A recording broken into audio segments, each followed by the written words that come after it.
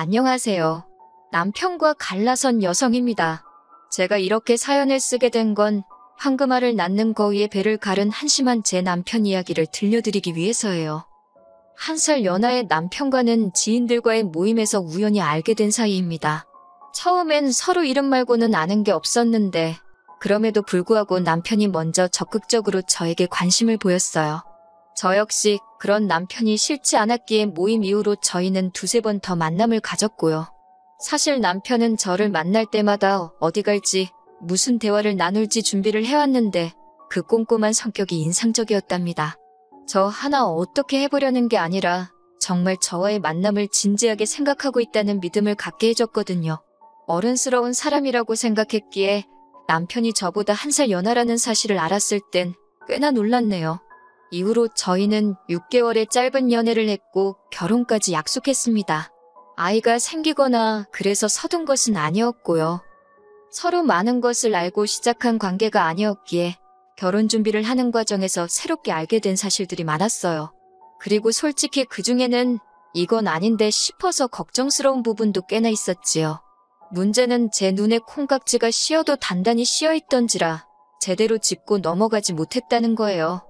주변 사람들 몇몇이 저에게 정신 차리라며 핀잔을 주기도 했지만 그땐 그런 소리가 제 귀에 들리지 않았네요. 말이 나와서 말이지만 돌이켜 생각해보면 남편과 저는 조건에서 차이가 많이 났어요. 일단 저에 대해 먼저 이야기해보자면 저는 비교적 유복한 환경에서 자랐습니다. 공기업 간부를 지내신 친정아버지와 중학교 선생님으로 재직하신 친정어머니 밑에서 부족함 없이 많은 걸 누리며 살았지요.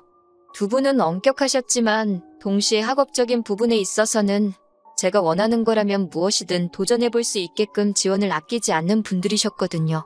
그리고 제가 고등학교에 입학하던 시기에 조부모님이 돌아가셨는데 그때 친정아버지 앞으로 제법 규모가 있는 땅을 남기셨다 들었습니다.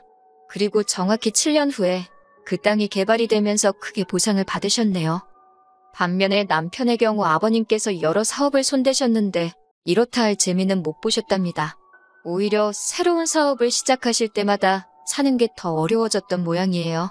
그러다 남편이 대학에 입학하고 얼마 되지 않았을 때 집이 경매로 넘어가네만의 소리가 나올 만큼 휘청했었다고요.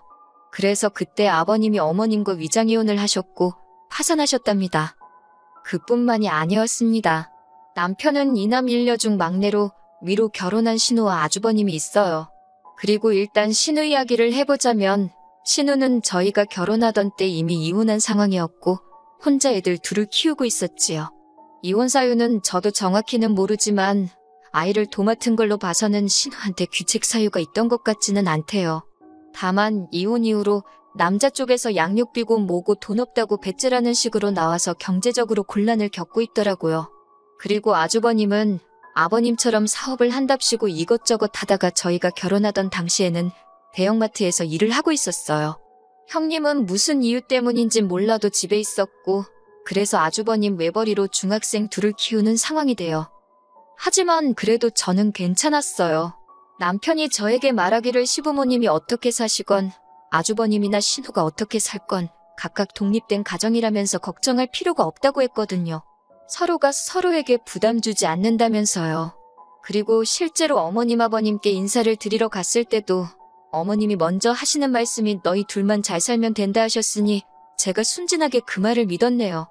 해줄 수 있는 게 없으니 바라는 것도 없다. 예단도 안 해와도 된다 하셨고 한편 친정에서는 솔직히 제 결혼을 탐탁지 않아 하셨어요. 특히 친정아버지께선 사윗감인 남편은 마음에 들어 하셨지만 시부모님이고 형제들이고 누구 하나 번듯하게 사는 사람이 없으니 그게 걱정이라 하시대요. 하지만 친정어머니께서 제 편이 되어주셨습니다. 사실 저희 친정부모님이 결혼하실 때도 친정어머니 쪽, 그러니까 외가 형편이 안 좋아서 조부모님이 많이 반대를 하셨다고 그래요. 그래서 조부모님 돌아가실 때까지 친정어머니랑 사이가 썩 좋지는 않았거든요. 당신 어려웠을 때가 생각이 난다면서 친정아버지더러 어차피 결혼시킬 거면 반대하지 마라. 애들 가슴에 안 된다 하며 제 편이 되어주셨지요. 그래서 친정어머니 덕분에 남편과 결혼할 수 있었습니다. 물론 저희가 이혼을 하면서 친정어머니께는 면목 없게 되었지만요. 친정부모님은 북적거리는 서울이 싫다며 지방에서 작은 전원주택을 지어 생활하고 계셨고 저는 오피스텔에서 자취를 했습니다. 신혼살림은 오피스텔 보증금과 남편이 모은 돈을 합해 작은 아파트 전세로 시작했어요. 친정 부모님이 집을 해주신다 하셨지만 제가 사업자금으로 대달라 했습니다. 사실 사업 아이템은 이미 오래전부터 생각해놓고 있었고 결혼을 하면 직장을 관두고 사업을 하겠다는 계획도 있었거든요. 어차피 아이 낳고 하면 휴직해야 되고 그러면 눈치 봐가면서 회사 생활을 해야 하는데 그렇게 살고 싶지 않았달까요? 그리고 이건 여담이지만 제가 사업을 하겠다고 했을 때는 친정아버지는 찬성, 친정어머니는 반대를 하셨어요. 친정아버지는 뭐든지 부딪혀보는 게 좋다 하셨고 친정어머니는 여자 몸으로 사업이라니 고생스러워서 안 된다였지요. 하지만 그때도 결국 두 분이 저를 믿어주셨습니다. 그래서 결혼식을 올리고 얼마 지나지 않아 회사를 나왔지요. 혹시나 저를 알아보는 사람이 있을까봐 여기다 제가 하는 사업이 무슨 사업인지 자세히 말할 순 없지만 초기 자본이 꽤 들어갔어요. 그리고 그 초기 자본은 감사하게도 친정부모님이 대주셨습니다. 제가 직장 생활하면서 모아둔 돈도 있었지만 결혼하면서 많이 쓰기도 했고 친정부모님이 제가 사업한답시고 전세로 시작한 부분에 있어서 굉장히 속상해 하셨거든요. 그래도 덕분에 남들처럼 고생하지 않고 바로 제가 원하는 일을 시작할 수 있었지요. 그리고 한 1년은 솔직히 남편에게도 미안한 일이었지만 온 신경을 사업에만 쏟아부었습니다. 남편이 이해해주지 않았으면 제 사업을 이렇게까지 빠른 속도로 키울 수는 없었을 거예요. 그 부분은 인정하는 바입니다. 그렇게 사업을 시작한 지 햇수로 2년차가 되어갈 때는 한 달에 1,000만 원 이상은 너끈히 벌게 되었어요. 그리고 저는 그중 200만 원을 매달 친정부모님께 드리기 시작했습니다.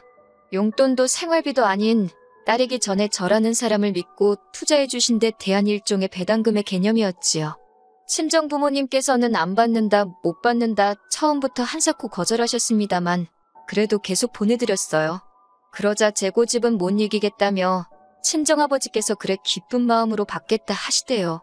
그리고 이 부분 역시 남편도 다 알고 있었습니다.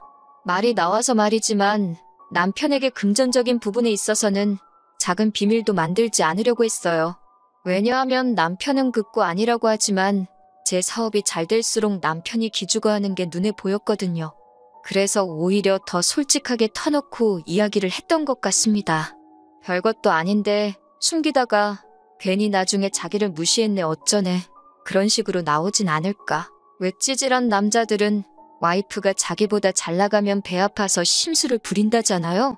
제 남편이 그럴 사람은 아니라고 생각했지만 그래도 혹시나 하는 마음에 오히려 더 오픈하고 지냈던 것 같아요. 그리고 그게 화근이었던 모양입니다.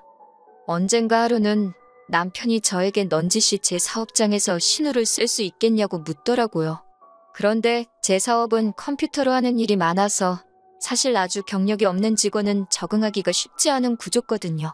그래서 남편에게 그건 좀 어려울 것 같다 하니 꼭 사무직이 아니어도 좋다고 뭐가 좀 없겠냐고 그래요. 하지만 아무리 머리를 쥐어짜내도 줄만한 자리가 없었고 그리고 솔직히 한 사무실에서 신우랑 일하는 게 편할 리가 없잖아요. 그래서 미안하지만 안 된다 했습니다. 그러면서 신우가 요새 경제적으로 많이 힘드냐 물었어요. 그랬더니 남편이 솔직히 털어놓겠다면서 작년부터 신우한테 한 달에 생활비로 30만 원씩 보내주고 있었답니다. 신우네 애들 통신요금 같은 것도 자기가 내주고 있었다는데 좀 황당하더라고요. 제가 사업이 잘 되기 시작하면서 남편한테 달달이 좀 넉넉히 용돈을 주고 있기는 했는데 그 돈으로 신우를 도와주고 있을 줄은 몰랐으니까요. 그리곤 순간 혹시나 싶어서 신우네만 그렇게 도와줬냐 물으니까 그것도 아니랍니다. 신우네 도와주는 게 어쩌다 보니 아주버님 귀에도 들어갔는데 아주버님이 서운하다고 엄청 뭐라고 했다나 봐요. 남편을 불러다 놓고 예전에 아버님 사업 망할 때 아주버님이랑 신우가 얼마나 고생을 했는지 아냐. 근데 너는 막내고 학생이라고 아무 도움도 못 되지 않았냐. 지금이라도 그때 못한 네 몫을 해라 어쩌라 하면서. 그리고 남편은 바보같이 거기다 대고 억지 쓰지 말라 소리도 못하고 아주버님 말이 맞는가 싶어서 돈을 주기 시작했다는 겁니다. 어이가 없었지요. 내 남편한테 이렇게 물러빠진 구석이 있었나 싶고. 사실 남편이 용돈을 어떻게 썼건 간에 그건 제가 뭐라고 할 건 아니라고 생각했어요. 게다가 남도 아니고 가족을 도와줬다는데 그걸 야박하게 뭐라고 하기도 그렇고, 다만 어머님 아버님께도 이미 제가 따로 달에 50만 원씩 챙겨드리고 있는 상황에서 신우와 아주버님한테도 돈이 나가고 있었다니 솔직히 답답하고 화가 나긴 하대요. 그래도 더는 추궁하지 않고 일단은 알겠다 했습니다. 대신 앞으로는 시댁에 돈 들어갈 일이 생기거든 먼저 상의를 해달라고 독단적으로 결정하지 말라고 했네요. 이런 식으로 알게 되는 거 찝찝하고 마음 상한다고요. 제 말을 들은 남편도 자기가 생각이 짧았다고 미안하다고 했고, 그래서 그렇게 일단은 넘어갔지요. 한편 저는 다가올 어버이날 친정아버지 차를 바꿔드릴 계획을 세우고 있었어요. 친정아버지 차가 거의 10년 가까이 타신 차라 오래되기도 했고, 그럴듯한 선물 하나 꼭 해드리고 싶었거든요. 게다가 제가 벌어서 제가 해준다는데 구구절절 이유가 필요한가 싶었어요. 다행히 남편도 별말 안 하고 알아서 하라길래 아무 문제 없다고 생각했고요. 그리고 얼마 후 시댁에 가게 되었습니다. 어머님 생신하고 어버이날하고 3일 차이밖에 안 나서 늘 한 번에 챙기거든요.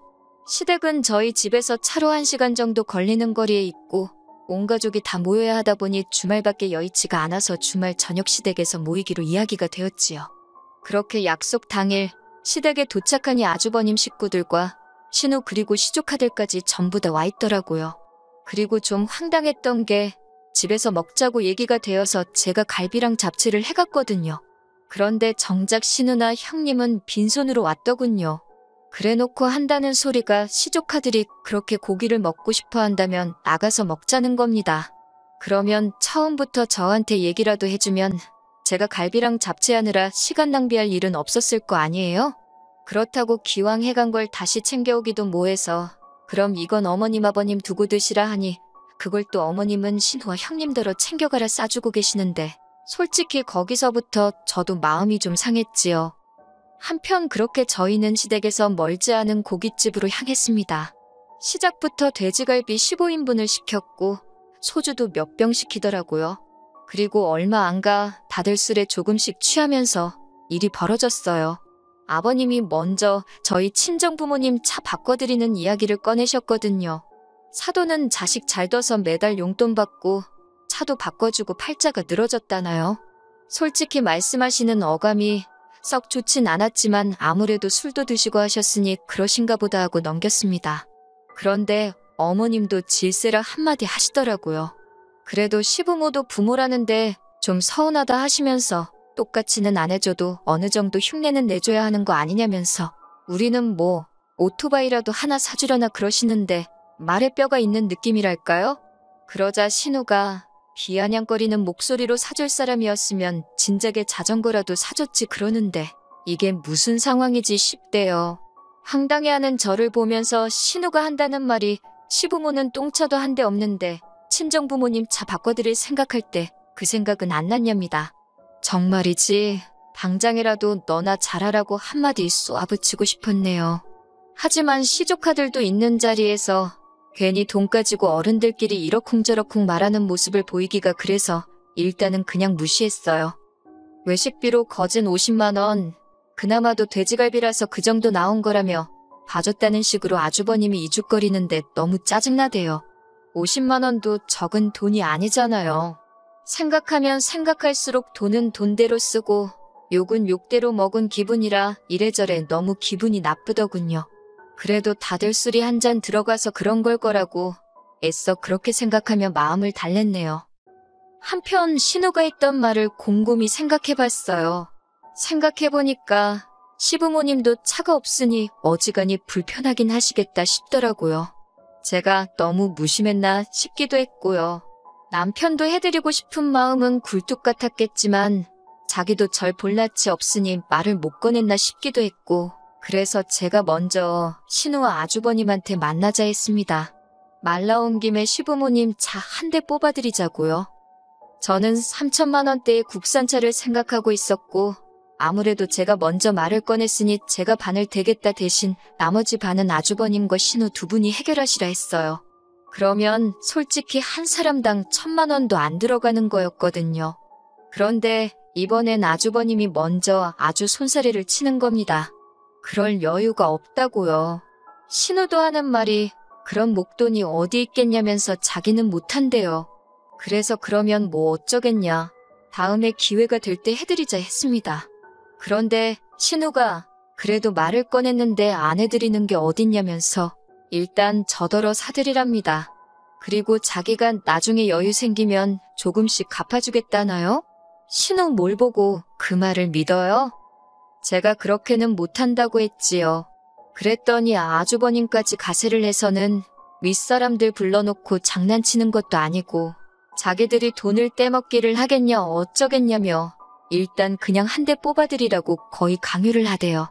그러면서 이미 어머님 아버님께도 차 한 대 뽑아드리겠다고 귀띔을 해놨다는 겁니다.